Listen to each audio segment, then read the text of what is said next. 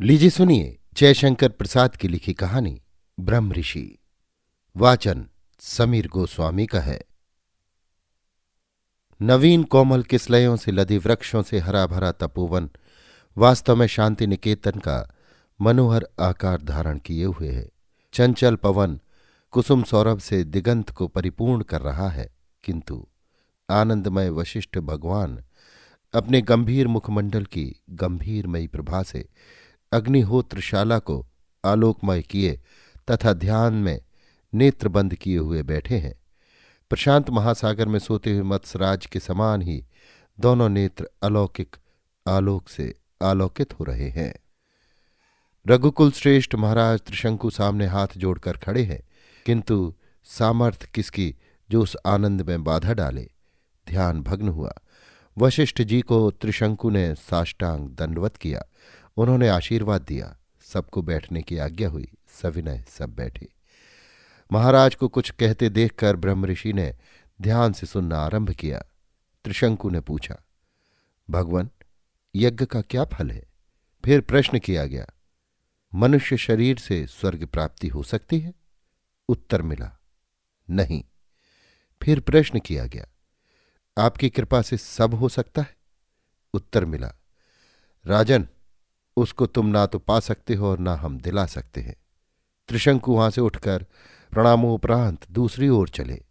थोड़ी ही दूर पर भगवान वशिष्ठ के पुत्रगण आपस में शास्त्रवाद कर रहे थे।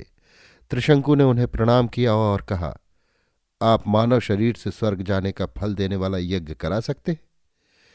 पुत्र शिष्य ने कहा, भगवान वशिष्ठ ने क्या कहा? त्रिशंकु ने उत्तर दिया, भगवान वशिष्ठ ने तो असंभव कहा है। ये सुनकर वशिष्ठ पुत्रों को बड़ा क्रोध हुआ और बड़ी उग्रता से वे बोल उठे, मतिमंद त्रिशंकु, तुझे क्या हो गया? गुरु पर अविश्वास? तुझे तो इस पाप के फल से चांडालत्व को प्राप्त होना चाहिए। इस श्राप से त्रिशंकु श्रीभ्रष्ट होकर चांडालत्व को प्राप्त हुआ। स्वर्ग के बदले चांडालत्व मिला, पुण्य करते पाप हुआ। श्रीभ्रष्ट होकर त्रिशंकु विलाप करता हुआ जा रहा है कि सहसा नारद का दर्शन हुआ। सार्वभौम महाराज की ऐसी अवस्था देखकर नारद ने पूछा, राजन, ये क्या? बिलखते हुए त्रिशंकु ने सारी कथा सुनाई। नारद ने कहा, आप क्यों हताश होते हैं? मैं आपको एक कथा सुनाता हूं, सुनिए। बहुत दिन हुए विश्वामित्र नामक एक राजा अपनी चतुरंगिनी सेना को लिए हुए आखेट करता हुआ वशिष्ठाश्रम पहुंचा। वहां शांतिमय प्राकृतिक शोभा देखकर ब्रह्म ऋषि वशिष्ठ के दर्शन की अभिलाषा उसके चित्त में उत्पन्न हुई। वहां के आतिथ्य से वो बहुत ही प्रसन्न हुआ। अरण्यवासी ऋषि कल्पों की सरल अभ्यर्थना से वो आनंदित हुआ, परंतु जब उसे ससैन्य आमंत्रण मिला तब बहुत ही चकित हुआ। जब उसने वहां जाकर देखा कि कुछ नहीं है, तब और भी आश्चर्यान्वित हुआ। भगवान वशिष्ठ ने ब्रह्म विद्या स्वरूपिणी कामधेनु से सब वस्तुएं मांग लीं और कई दिन तक उन सैनिकों के सहित विश्वामित्र को रखा। जब विदा होने लगा तब उनसे विदाई के स्वरूप में उस कामधेनु को मांगने लगा। जब उन्होंने ना दिया तब उन्हें दुख देने लगा। तपोवन को उसके सैनिकों ने चारों ओर से घेर लिया, किंतु वशिष्ठ केवल शांत होकर सहन करने लगे। अकस्मात पल्लव देशीय मनुष्यों की युद्ध यात्रा हो रही थी। उन सबों ने देखा कि ब्रह्म ऋषि एक उन्मत्त क्षत्रिय से सताया जा रहा है, तो सबों ने लड़कर विश्वामित्र को ससैन्य भगा दिया और वशिष्ठ आश्रम में शांति विराजने लगी। किंतु विश्वामित्र को उस अपमान से परम दुख हुआ और वो तपस्या से शंकर को प्रसन्न करने लगा। शंकर ने प्रसन्न होकर उसे सब धनुर्वेद का ज्ञान दिया। अब वो धनुर्विद्या से बली होकर फिर उसी वशिष्ठाश्रम पहुंचा और महात्मा वशिष्ठ को पीड़ा देने लगा। जब वशिष्ठ को बहुत व्यथा हुई तब वे उसके समीप पहुंचे और उसे समझाने लगे, किंतु बलोन्मत्त क्षत्रिय उन पर शस्त्रों का प्रयोग करने लगा। वशिष्ठ ने केवल ब्रह्म तेजमय सहिष्णुता रूपी दंड से सबको सहन किया। ब्रह्म ऋषि के मुख पर उद्विग्नता की छाया नहीं, ताप भी नहीं, केवल शांति ही विराज रही है। विश्वामित्र विचलित हुए।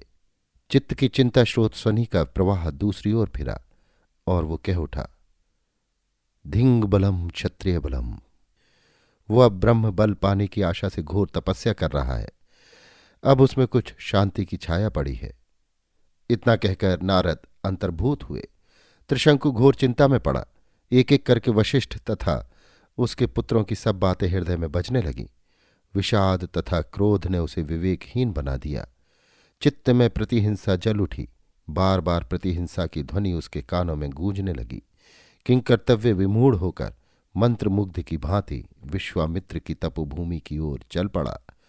विश्वामित्र त्रिशंकु से प्रसन्न हुए। तपस्या कर रहे हैं, किंतु ईर्ष्या ने हृदय का अधिकार नहीं छोड़ा।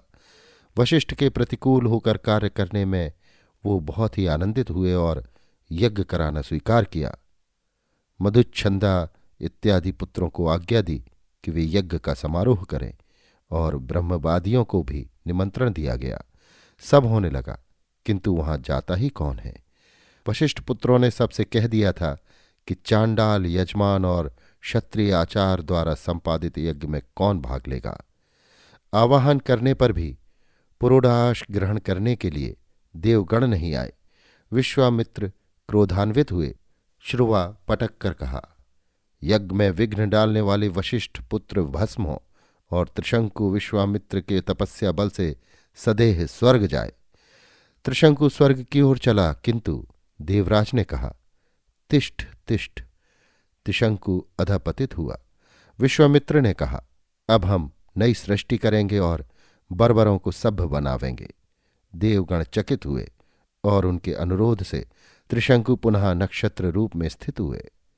विश्वामित्र के नवकल्पित एक नक्षत्र गोलक में नवसृष्टि से त्रिशंकु रहने लगे। उधर अग्न्यास्त्र रूपी श्राप से वशिष्ठ पुत्र भस्मीभूत हुए। विश्वामित्र ऐसा उग्र कार्य करके कुछ शांत हुए और तपस्या करने लगे। लोग उन्हें ऋषि कहने लगे। वो भी निरंतर तपस्या से त्रिलोक को कंपित करने लगे। एक दिवस शुनहशेफ दौड़ विश्वामित्र के चरण में लिपट गया। जिज्ञासा करने पर ज्ञात हुआ कि वो महाराज हरिश्चंद्र के यज्ञ का यज्ञ पशु बनाकर बलि दिया जाएगा। उद्दंड राजऋषि को कुछ दया आई और वो अपने शतपुत्रों में से एक को उसके प्रत्यावर्तन में देने हेतु सन्नद्ध हुए। पुत्रगण ने आज्ञा न मानी। वे भी शापित तथा निर्वासित हुए। भगवान इंद्र प्रसन्न हुए। महाराज हरिश्चंद्र को बिना नरबलि किए ही यज्ञ फल मिला और विश्वामित्र राजऋषि कहलाने लगे। किंतु वे ब्रह्म बल लाभ की आशा में फिर तपस्या और निराहार भूखों को अन्नदान करने लगे।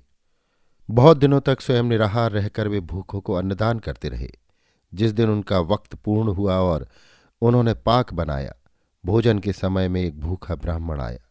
विश्वामित्र ने अपने व्रत का कुछ भी ध्यान न किया और सिद्धान्न ब्राह्मण को खिला दिया। ब्राह्मण ने प्रसन्न होकर कहा, महर्षि तुम बड़े दयामय हो। 100 पुत्रों को खोकर और निराहार पर भी निराहार करके विश्वामित्र ने महर्षि पद को प्राप्त किया, किंतु उन्हें शांति न मिली। वशिष्ठ की ईर्ष्या से वे सदा ईर्ष्यित रहते थे और उसी ईर्ष्याग्नि में जलित उस ब्रह्म बल की आशा ने अभी उनकी एक परीक्षा और ली। शर्वरीनाथ रमणी से पूर्ण कलायुक्त क्रीड़ा कर रहे हैं। राका प्रकाशमयी प्रभामयी तथा आनंदमयी प्रकृति का रूप धारण किए हुए है। बहुत दूर पर से कोकिल की मनोहर वाणी कभी शांतिमयी राका की निस्तब्धता को भंग कर देती है। समीरण भी अपना सरल रूप धारण किए हैं। पत्रों का मरमर रव कभी कभी सुनाई पड़ता है। भगवान वशिष्ठ के आश्रम में शांति रूपमयी होकर खेल रही है। देवकल्प वशिष्ठ जी और उनकी पत्नी अरुंधति कुटीर समीपस्थ एक शुभ शिलातल पर बैठ कथनोपकथन कर रहे हैं। अरुंधति, भगवान आज कैसी स्वच्छ राका है। वशिष्ठ, जैसा तुम्हारा चरित्र। अरुंधति, चंद्रोदय कैसा उज्ज्वल है। वशिष्ठ, जैसे विश्वामित्र का तप पुंज। अरुंधति, भगवान, उसने तो आपके पुत्रों को मार डाला था। वशिष्ठ, चंद्र क्या निष्कलंक है। अभी भगवान वशिष्ठ के वचन पूर्ण भी नहीं हुए थे कि सहसा दौड़ता हुआ एक मनुष्य आकर उनके चरणों पर गिर पड़ा और कहने लगा, भगवान, आप ही इस संसार में ब्रह्म ऋषि कहलाने के योग्य हैं। लोग मुझे वृथा ही महर्षि कहते हैं। मैं तो आपको मारने के वास्ते व्याध की नाई छिपा हुआ था। आपकी अमृतवाणी से मेरे हृदय का अंधकार दूर हुआ।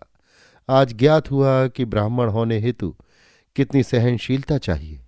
प्रभो, मैं घोर भ्रम में था। मैंने कितने पाप कर्म आपको नीचा दिखाने के हेतु किए और ब्रह्मऋषि बनने के हेतु कितनी हिंसा की। आज पर्याप्त हुआ। आज मैंने सब पाया। प्रभो, इस पापी को क्या आप क्षमा कीजिएगा। वशिष्ठ जी ने पुलकित होकर विश्वामित्र को प्रिय मित्र बनाया और पुनः कंठ से लगाकर सुधा प्लावित वाणी से कहा, ब्रह्मऋषि शांत होवो, परम शिव तुम्हें क्षमा करेंगे। दोनों ब्रह्मऋषियों का महासम्मेलन गंगा जमुना के समान पवित्र पुण्यमय था। ब्राह्मण और क्षत्रियों के हेतु वो एक चिरस्मरणीय शर्वरी थी। अभी आप सुन रहे थे जयशंकर प्रसाद की लिखी कहानी ब्रह्मऋषि। वाचन समीर गोस्वामी का था।